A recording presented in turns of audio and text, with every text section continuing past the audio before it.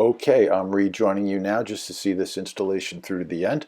We are slightly compressing some timelines here by just a few minutes. In real time, this is probably a 20-minute process, give or take. And there's no further interaction throughout all this. The installer is just carrying out the process based on the choices we made earlier.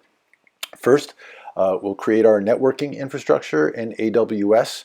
And we want to be clear that AWS is just what we chose as the most practical option, for standing up container infrastructure from scratch with no hands and so forth. But there's no inherently native aspect to AWS as far as ICPipeline is concerned. We will port the framework to other infrastructure options going forward based on the feedback we receive. After building your network in AWS, the installer moves over to the Internet Computer where it builds and deploys your Pipeline Manager or ICPM DApp. That's the center of the action, your console dashboard where you operate the whole framework from.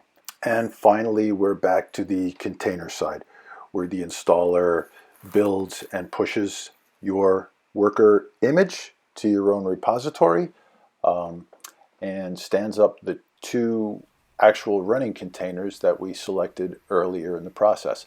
And that about wraps it up.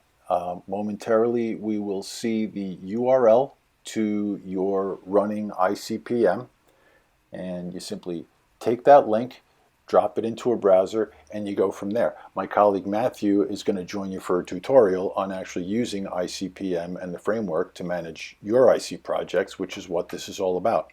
And that should do it. I hope this has been helpful. I look forward to seeing you again soon, and thank you very much.